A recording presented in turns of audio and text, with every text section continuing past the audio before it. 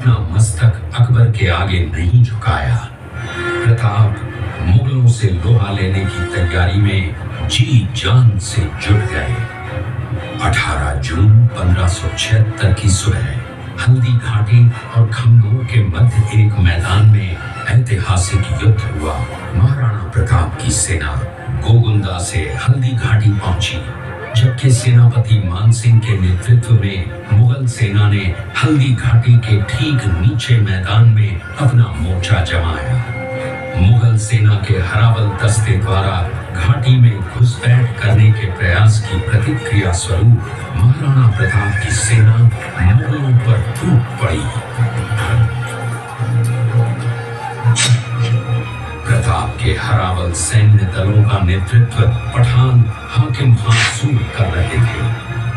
भीरू राणा, जो राणा पूंजा के नाम से भी जाने जाते हैं, उनके नेतृत्व में भील आदिवासियों ने गोरिल्ला पद्धति से युद्ध करते हुए मुगलों के छक्के उड़ा दिए। देखते ही देखते शाही सेना में खलबली मच गई। रक्त तलाई, घोड़ों की टापों, हाथियों की चंगारों और तलवारों की झंकारों से गूंज उठी। चारों तरफ हाहाकार मच गया। युद्ध का घटनाक्रम अचानक उस समय बदल गया जब प्रताप ने अपने घोड़े चेतक को एड़ लगाकर मानसिंह के हाथी पर चढ़ा दिया और उस पर भाले से भरपूर वार किया। मानसिंह हौदे में दुबक गया। हाथी से उतरते समय चेतक की एक टांग कट गई। इस स्थिति को भांपकर महाराणा प्रताप के हमशक्ल सेनापति झालामान ने महाराणा प्रताप से आज्ञा लेकर उनका राजमुकुट धारण किया। मुगल सेना झालामान को महाराणा प्रताप समझकर उन पर टूट पड़ी और झालामान शहीद हो गए। उधर चेतक ने अपने स्वामी को 5 किलोमीटर तक 3 टांगों पर ही लेकर एक बरसाती नाले को पार किया। उसके पश्चात उसके प्राण पखेरु उड़ गए। इस युद्ध से महाराणा प्रताप के मन पर गहरा प्रभाव पड़ा। परिणाम स्वरूप उन्होंने मुगलों पर विजय प्राप्त करने तक राजसी ठाट बाट छोड़ने और पत्तों पर भोजन करने का प्रण लिया, जिसे उन्होंने जीवन भर निभाया। महाराणा प्रताप ने अपना सैन्य बल बढ़ाकर सर्वप्रथम अरावली पर्वत की घाटियों में बसे दिवेर पर चढ़ाई कर विजय प्राप्त की। इसके बाद कुंभलगढ़ पर भी विजय प्राप्त की। सिर्फ चित्तौड़गढ़ को छोड़कर सारे मेवाड़ को अपने अधीन कर लिया। कालांतर में महाराणा ने चावंड में अपनी राजधानी स्थापित की।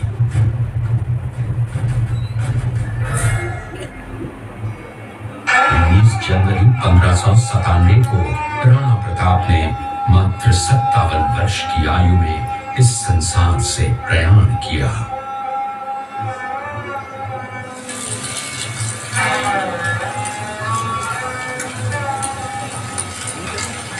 हल्दी घाटी का युद्ध एक सांप्रदायिक युद्ध न होकर आत्मसम्मान, मातृभूमि की स्वतंत्रता, जो आत्मसम्मान व देश गौरव के लिए दिन रात जलता रहा, या जिसकी प्रखर किरणों ने भारत माता को गुलामी की जंजीरों से मुक्त कराने के लिए सदा प्रेरित किया। चलेंगे आगे एग्जिट की तरफ, कोने में गेट है, आगे की तरफ चलना है। कमर की कोख से विक्रम संवत 1597 में अर्थात 9 मई 1540 को बाल्यकाल चित्तौड़गढ़ में गुजरा। सन 1567 में अकबर ने जब चित्तौड़गढ़ पर आक्रमण किया तो मेवाड़ के प्रमुख सरदारों और सेना नायकों के आग्रह पर महाराणा उदय सिंह ने चित्तौड़गढ़ छोड़ दिया। अपने देश, कुल गौरव और मातृभूमि की मर्यादा के लिए प्राण न्योछावर करने वाले योद्धाओं और ललनाओं से प्रताप ने न केवल सीख ली बल्कि ये घटना उनके जीवन का आधार बन गई। फरवरी 1572 को महाराणा उदय सिंह का देहांत हुआ। प्रताप की ज्येष्ठता और योग्यता को ध्यान में रखते हुए सरदारों ने उनको राजगद्दी पर आसीन किया। होली के दिन उनका गोगुंदा में राज तिलक हुआ। उस समय तक लगभग सभी राजाओं ने अकबर की अधीनता स्वीकार कर ली थी। एकमात्र महाराणा प्रताप ने अपना मस्तक अकबर के आगे नहीं झुकाया। प्रताप मुगलों से लोहा लेने की तैयारी में जी जान से जुट गए। 18 जून 1576 की सुबह हल्दी घाटी और खमनोर के मध्य एक मैदान में ऐतिहासिक युद्ध हुआ। महाराणा प्रताप की सेना गोगुंदा से हल्दी घाटी पहुंची, जबकि सेनापति मानसिंह के नेतृत्व में मुगल सेना ने हल्दी घाटी के ठीक नीचे मैदान में अपना मोर्चा जमाया। मुगल सेना के हरावल दस्ते द्वारा घाटी में घुसपैठ करने के प्रयास की प्रतिक्रिया स्वरूप महाराणा प्रताप की सेना मुगलों पर टूट पड़ी। प्रताप के हरावल सैन्य दलों का नेतृत्व पठान हाकिम हासूर कर रहे थे। भीरू राणा, जो राणा पूंजा के नाम से भी जाने जाते हैं, उनके नेतृत्व में भील आदिवासियों ने गोरिल्ला पद्धति से युद्ध करते हुए मुगलों के छक्के उड़ा दिए। देखते ही देखते शाही सेना में खलबली मच गई। रक्त तलाई, घोड़ों की टापों, हाथियों की चंगारों और तलवारों की झनकारों से गूंज उठी। चारों तरफ हाहाकार मच गया। युद्ध का घटनाक्रम अचानक उस समय बदल गया जब प्रताप ने अपने घोड़े चेतक को एड़ लगाकर मानसिंह के हाथी पर चढ़ा दिया और उस पर भाले से भरपूर वार किया। मानसिंह हौदे में दुबक गया। हाथी से उतरते समय चेतक की एक टांग कट गई। इस स्थिति को भांपकर महाराणा प्रताप के हमशक्ल सेनापति झालामान ने महाराणा प्रताप से आज्ञा लेकर उनका राजमुकुट धारण किया। मुगल सेना झालामान को महाराणा प्रताप समझकर उन पर टूट पड़ी और झालामान शहीद हो गए। उधर चेतक ने अपने स्वामी को 5 किलोमीटर तक 3 टांगों पर ही लेकर एक बरसाती नाले को पार किया। उसके पश्चात उसके प्राण पखेरु उड़ गए। इस युद्ध से महाराणा प्रताप के मन पर गहरा प्रभाव पड़ा।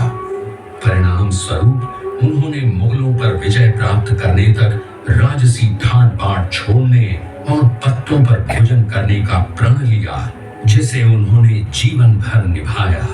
महाराणा प्रताप ने अपना सैन्य बल बढ़ाकर सर्वप्रथम अरावली पर्वत की घाटियों में बसे दिवेर पर चढ़ाई कर विजय प्राप्त की। इसके बाद कुंभलगढ़ पर भी विजय प्राप्त की। सिर्फ चित्तौड़गढ़ को छोड़कर सारे मेवाड़ को अपने अधीन कर लिया। कालांतर में महाराणा ने चावंड में अपनी राजधानी स्थापित की।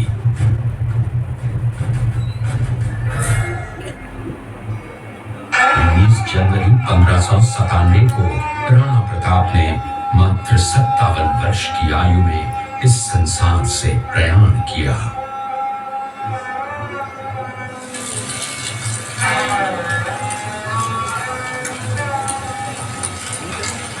हल्दी घाटी का युद्ध एक सांप्रदायिक युद्ध न होकर आत्मसम्मान, मातृभूमि की स्वतंत्रता, जो आत्मसम्मान व देश गौरव के लिए दिन रात जलता रहा, या जिसकी प्रखर किरणों ने भारत माता को गुलामी की जंजीरों से मुक्त कराने के लिए सदा प्रेरित किया। चलेंगे आगे एग्जिट की तरफ, कोने में गेट है, आगे की तरफ चलना है। हल्दी घाटी युद्ध के बाद महाराणा प्रताप अपनी प्रतिज्ञा का पालन करने के लिए वनवासी जीवन व्यतीत करने लगे। उनके पास पर्याप्त संपत्ति नहीं थी, तो उनके वित्त मंत्री भामाशाह ने अपनी सारी सुख सुविधा को छोड़कर अपने राजा को स्वयं का धन 25 लाख रुपए व राजकोष में 20,000 अशर्फियां देश के लिए अर्पित की, जिससे महाराणा प्रताप ने 12 वर्षों तक अपनी सेना को संगठित किया, सैन्य शक्ति को बढ़ाया और मेवाड़ मातृभूमि को आजाद करवाया। इस किले का प्राचीन नाम मच्छिंद्रगढ़ है। इस किले का निर्माण महाराणा कुंभम ने करवाया था। इस किले के अंदर 9 मई 1540 ईस्वी में महाराणा प्रताप का जन्म हुआ था। इस किले की ऊंचाई समुद्र तल से 3,568 फीट की है। इस किले की दीवार 36 किलोमीटर तक फैली हुई है। इस दीवार का नाम ग्रेट वॉल ऑफ चाइना के बाद द्वितीय पायदान पर दर्ज है। इस किले के अंदर 360 प्राचीन मंदिर हैं। उन मंदिरों में से जग प्रसिद्ध महादेव का मंदिर सबसे प्राचीन है। कुंभलगढ़ किला यहाँ से 65 किलोमीटर की दूरी पर है। कृपया अब आप सब राजधानी चित्तौड़गढ़ का है। इसी किले के अंदर महाराणा प्रताप का बचपन बीता था। इस किले की तलहटियों में महाराणा प्रताप ने अपने गुरु से शिक्षा प्राप्त की थी। ये किला 12 वर्ग किलोमीटर में फैला हुआ है। इस किले पर जब भी विदेशी आक्रांताओं ने आक्रमण किया और उस आक्रमण में कोई भी राजा व सैनिक वीर गति को प्राप्त कर लेते, तो उनकी पत्नियां वीरांगनाएं अपने सतीत्व की रक्षा करने के लिए जलती हुई अग्नि में कूद प्राणों को त्याग देती थी, जिसे हम जौहर कहते हैं। चित्तौड़गढ़ में 3 मुख्य बड़े जौहर हुए थे। प्रथम जौहर 1303 ईस्वी में रानी पद्मिनी ने 16,000 स्त्रियों वीरांगनाओं के साथ जौहर किया था, सिर्फ अल्लाउद्दीन खिलजी के कारण। दूसरा जौहर 1533 ईस्वी में गुजरात के शासक बहादुर शाह के आक्रमण के कारण रानी कर्मावती ने वीरांगनाओं के साथ किया। और तीसरा जौहर 1568 ईस्वी में जब अकबर ने चित्तौड़गढ़ पर आक्रमण किया, उसी समय रानी फूलकुंवरी ने 60,000 वीरांगनाओं के साथ जौहर किया। फिर भी अकबर का मन नहीं भरा और अंत में हजारों आम लोगों का कत्लेआम करवाकर उन्हें मौत के घाट उतारा गया। इस किले में देखने योग्य विजय स्तंभ है, कीर्ति स्तंभ, मीरा मंदिर, जैन मंदिर, कालिका माता मंदिर, भामाशाह हवेली, कुंभाश्याम मंदिर, फतेह प्रकाश महल हैं। ये किला यहाँ से 140 किलोमीटर दूरी पर है। ये देखते हुए सभी अतिथि आगे की तरफ चले। मुगल सेना में भगदड़ मच गई। मुगल सेना को अपनी छावनियों को छोड़कर भागना पड़ा। छावनियों के अंदर से लूटा हुआ माल व अब्दुल रहीम खान खाना, जिसकी बेगम आनी खान को बंदी बनाकर महाराणा प्रताप के सामने पेश किया गया। तब अमर सिंह पर महाराणा प्रताप क्रोधित हुए और कहा, जहां से इस नारी को बंदी बनाकर लाए हो, इसे पुनः ससम्मान लौटा कर आओ। महाराणा प्रताप ने कहा, हमें नारी से कोई दुश्मनी नहीं है, हमें तो देश विद्रोहियों से दुश्मनी है, जिन्होंने चारों तरफ आतंक फैलाया है। महाराणा प्रताप के आदेश का पालन करते हुए कुंवर अमर सिंह ने उस मुगल नारी को ससम्मान छावनी तक पहुंचाया। इस प्रकार महाराणा प्रताप ने अपने क्षत्रिय राजपूत धर्म का पालन किया और पराई स्त्रियों को मां, बेटी और बहन का दर्जा दिया। ये है महाराणा प्रताप का चरित्र और नैतिक उदारता का परिचय। ये ऐसी मां थी जिसने अपने पुत्र का बलिदान देकर राजवंश की रक्षा की। उस मां का नाम पन्ना धाय था। पन्ना धाय जाति से गुर्जर थी। वो एक राजकुमार की धाय मां थी। उसी किले के अंदर की ये घटना है। मेवाड़ की एक ऐसी मां थी जिसने अपने पुत्र का बलिदान देकर राजवंश की रक्षा की थी। उस मां का नाम पन्नाधाय था। पन्नाधाय जाति से गुर्जर थी। वो एक राजकुमार की धाई मां थी। दूसरी तरफ हाथ में तलवार लिए खड़ा ये बनवीर सिंह एक दासी पुत्र है। ये कुंवर उदय सिंह की हत्या करके मेवाड़ की राजगद्दी प्राप्त करना चाहता था। एक रात्रि बनवीर सिंह को मौका मिला। वो राजकुमार उदय सिंह के बड़े भाई विक्रमादित्य सिंह की हत्या करके राजमहल की तरफ आगे बढ़ा। इसकी सूचना पन्नाधाय को लग गई। कुछ समय तक पन्नाधाय चिंतित हुई। तभी पन्नाधाय ने अपने पुत्र चंदन को राजसी कपड़े पहनाकर पलंग पर सुला दिया और उदय सिंह को एक टोकरी के अंदर छिपाकर पत्तों से ढक के महल के बाहर निकालकर गुप्त रास्ते से कुंभलगढ़ भेज दिया। तलवार लेकर राजकक्ष में आया तो उसने पन्नाधाय से कड़क आवाज में उदय सिंह के लिए पूछा तो पन्नाधाय ने चंदन की तरफ इशारा किया। बनवीर ने चंदन को उदय सिंह समझकर चंदन की हत्या कर दी और ये समझने लगा कि मैंने राजकुमार उदय सिंह को मार दिया। वही राजकुमार बड़े होकर राजा बने और अपने नाम का उदयपुर नगर बसाया जो यहाँ से 40 किलोमीटर दूर है। और उन्हीं के पुत्र महाराणा प्रताप हुए जिन्होंने हल्दी घाटी का युद्ध लड़ा और आज हम लोग उनका इतिहास यहाँ पर देख रहे हैं। ये देखते हुए सभी अतिथि आगे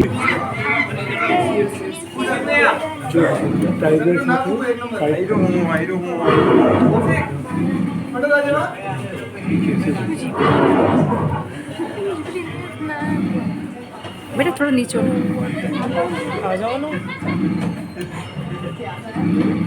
ये घटना महाराणा प्रताप की वीरता को दर्शाती है।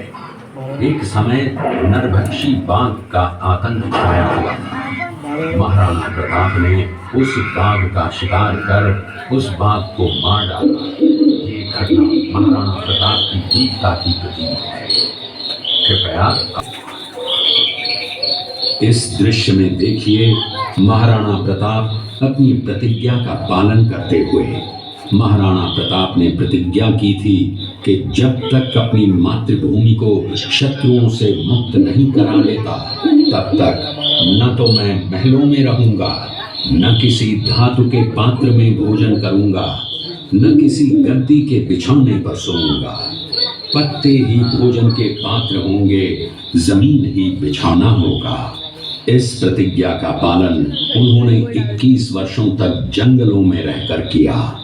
इस दृश्य में देखिए महाराणा प्रताप वृक्ष के नीचे बैठकर पत्तों पर खाना खाते हुए। इसी कारण हम आज भी महाराणा प्रताप को श्रद्धा व सम्मान से याद करते हुए देशभक्ति की प्रेरणा प्राप्त करते हैं।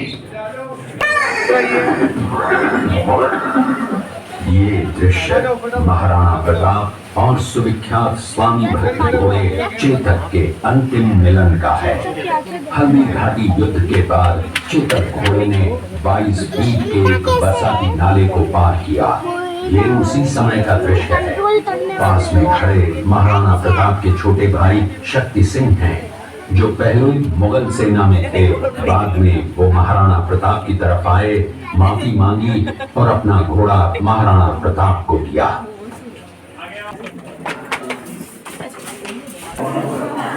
ये तो पूरे योद्धा है।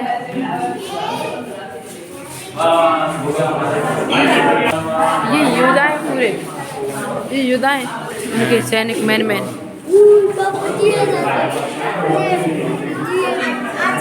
लो तो ये देखिए, आ जाओ गौरा इधर आओ।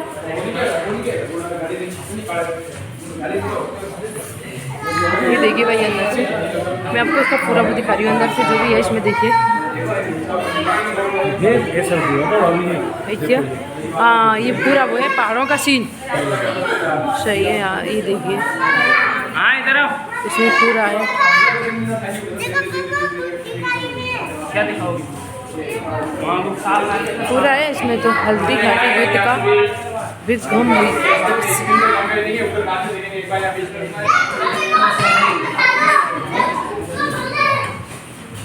इधर आओ इधर। ये देखो पूरा दिखाया है इसमें।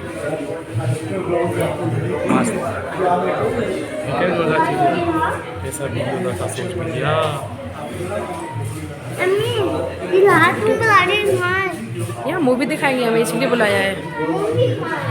अंदर है बेटा। इस तरह की पार्टी देखो है भाई साहब। देखो कितना खतरनाक है। हाँ, वो दिखाया। अभी